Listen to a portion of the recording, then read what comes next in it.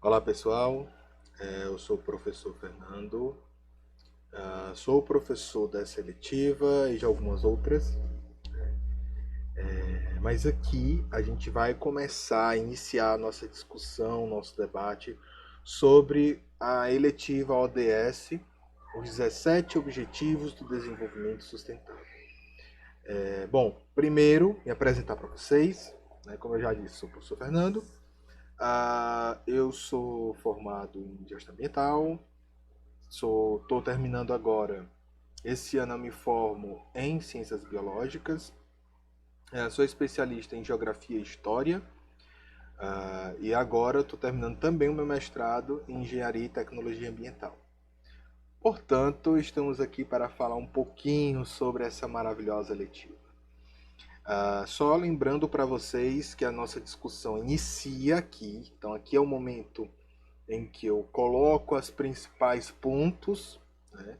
Mas nos grupos, nas atividades, nos encontros do Meet, que realmente a gente vai fazer a eletiva dar continuidade. Então, é imprescindível, é necessário que você participe lá no nosso grupozinho do WhatsApp, certo? O link está lá no nosso grupo, tá lá no Classroom, tá? Tá lá o linkzinho, eu vou postar de novo, que é para não ter desculpa de a professora não vir. Mas esse vídeo aqui é só para vocês, tá bom, pessoal? Então vamos lá. Então os 17 objetivos do desenvolvimento sustentável. Então a gente vai entender um pouquinho sobre o que é essa eletiva. Bom, apresentando a eletiva para vocês, a gente tem que entender que hoje digo assim, desde o século, finalzinho do século XIX, a gente começou a tomar consciência sobre a questão do meio ambiente, a questão ambiental. Apenas em 1970 que realmente a gente começa a tomar consciência do estrago feito, né, pela Revolução Industrial, Revolução Agrícola. Então tudo isso proporcionou uma crise ambiental que hoje nós vivemos mais claramente, né? Então, no decorrer de toda a história da, da, da nossa sociedade, principalmente aí a partir do século XIX, nós temos essa intervenção humana muito forte com relação aos aspectos ambientais. E aí, hoje, a gente compreende a importância disso e sobrecai sobre nós a questão do cuidado do meio ambiente.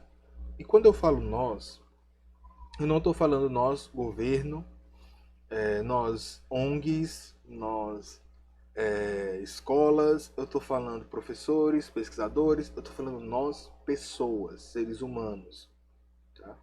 Então, a responsabilidade de cuidar do meio ambiente é de todas as pessoas.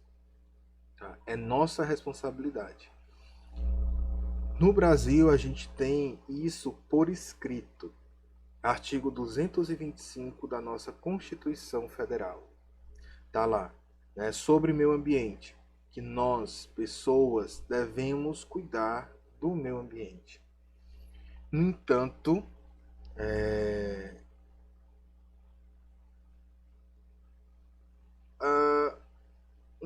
a gente olha para como está a situação no mundo, a gente olha como está a situação das pessoas para com elas mesmas, né? Ou seja, um ser humano para um ser humano, como também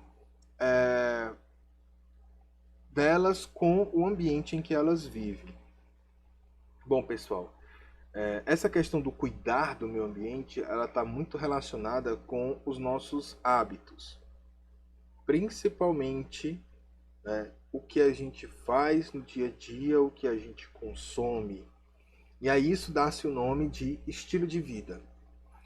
Nosso estilo de vida, ele se estrutura, a base dele é o consumo. Mas não é só o consumo, é o consumo exagerado. Hoje a gente observa que as pessoas têm uma relação sentimental, né, psicológica, melhor. Tem uma relação psicológica com essa questão do consumo. Quanto mais a gente consome, melhor nós nos sentimos. Quanto mais roupas compramos, mesmo não precisando, quanto mais eletrônicos nós temos, mesmo não necessitando de tantos eletrônicos, existe uma coisa dentro desse contexto que você pode dizer, ah, professor, mas isso aí é coisa minha, isso aí foi eu que isso é meu gosto, é assim que eu me sinto bem. E se eu falar para você que não é? Não foi você que definiu isso, não foi você que percebeu isso, né, de que consumir lhe faz bem. E se eu te falar que tudo isso é uma linha de pensamento? Existe uma doutrina econômica chamada keynesianismo. Tá? O keynesianismo, ele, entre outras coisas benéficas, ele tem esse pequeno desequilíbrio que é o consumo para manter a economia equilibrada. E isso, essa ideia, né, de Keynes não é de hoje. Tá? Ele é um economista e ele propôs isso no final da Segunda Guerra Mundial, onde a economia de muitos países estava, como é que eu posso dizer, um pouco complicada, um pouco delicada. Então, foi proposta essa ideia de que o consumo exagerado, o consumo, quanto mais você consome, melhor a economia fica. E isso tornou as pessoas dependentes do consumo. E hoje é a nossa realidade. Para você ver como isso realmente acontece, realmente existe, é só a gente observar que alguns equipamentos, principalmente eletrônicos, né? Por isso que eu falo logo equipamentos. Alguns equipamentos, eles têm uma vida útil. O que é isso? Você compra um celular e aí você está ali usando ele e em pouco mais de um ano o equipamento já fica obsoleto. Ele não funciona bem. Começa a ter problema no carregador, começa a ter problema de memória, começa a ter problema, ele desliga sozinho. Então começa a aparecer muitos problemas nesse equipamento. E aí você vai e troca de celular. Isso também acontece com computadores, televisão, né? Enfim, isso é mais marcante nos equipamentos, computadores, muito em computadores. A isso dá-se o nome de obsolescência programada. Algo obsoleto, algo que perdeu o seu valor, que não funciona como funcionava antes. Então, existe uma programação para isso, ou seja, existe uma data de validade para esses produtos. E isso vem de fábrica. É tanto que certos equipamentos, depois de 1 ano, 2 anos que ele é lançado, não tem mais peças de reposição. Um notebook quebra, você, não, quero trocar, quebrou a tela do meu notebook, vou querer trocar.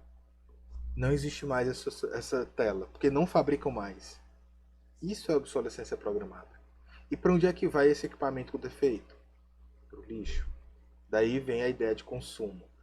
Quanto mais eu compro, quanto mais eu consumo, melhor, entre aspas, a economia vai ficar.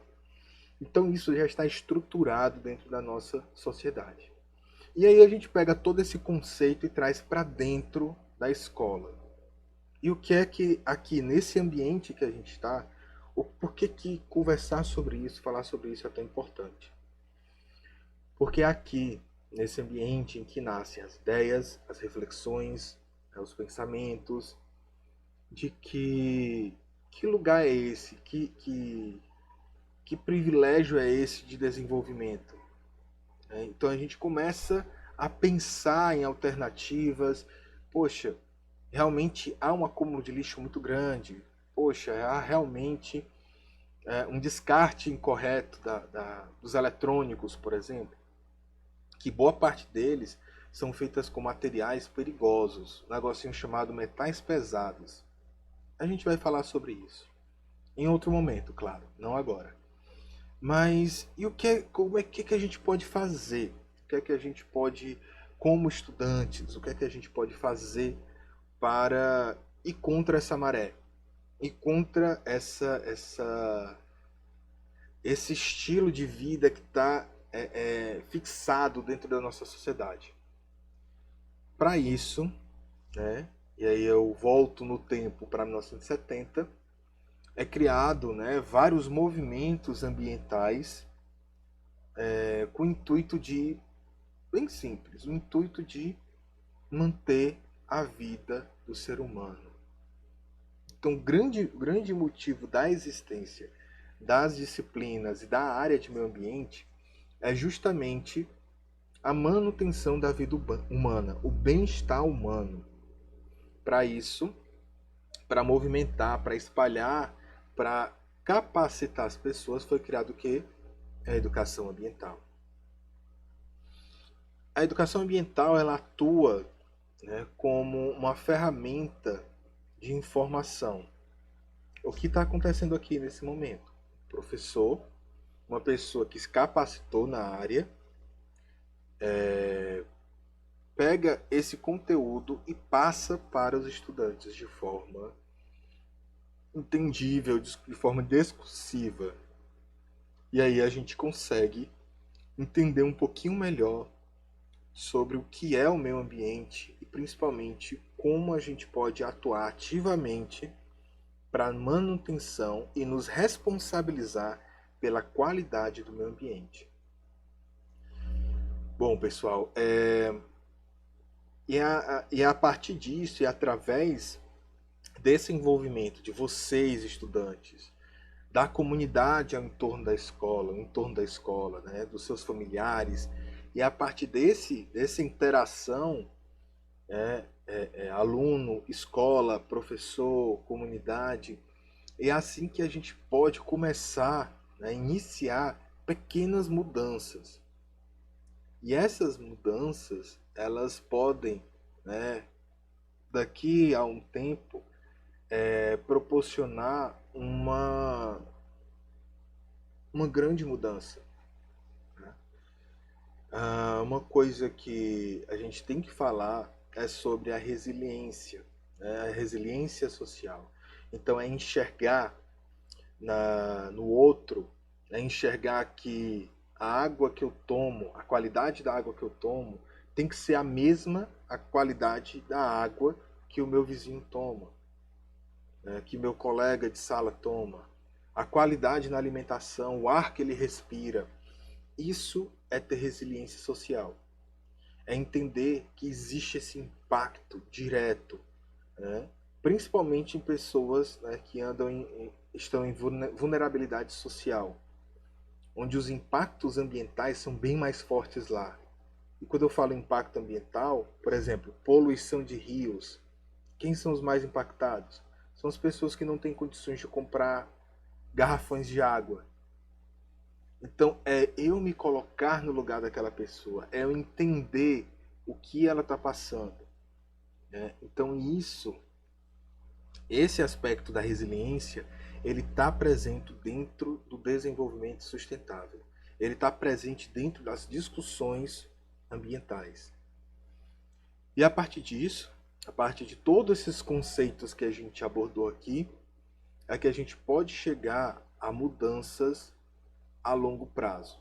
Tá? Então, não é uma coisa que a gente vai fazer esse semestre, né, seletiva, que vai mudar o mundo. Mas pode apostar que cada informação passada, cada interação de vocês, cada opinião, cada fala, e principalmente, né, cada importância que vocês dão a essa temática, vão fazer muita diferença. Né? Vão fazer e fazem muita diferença. E a gente deve começar onde? No nosso ambiente escolar. Certo? Bom, pessoal, eu me prolonguei um pouquinho, mas essa foi a nossa aulinha de introdução. A gente tem mais algumas coisas para discutir, tem mais slides para a gente ver, né? E eu vou colocar esses assuntos aos poucos e eu vou passar uma atividadezinha para vocês pensarem, para vocês analisarem, e aí eu vou marcar uma reunião nossa no Meet para que a gente possa debater esses pontos, tá bom? Muito obrigado pela atenção de vocês e até a nossa próxima aulinha. Tchau, tchau, pessoal.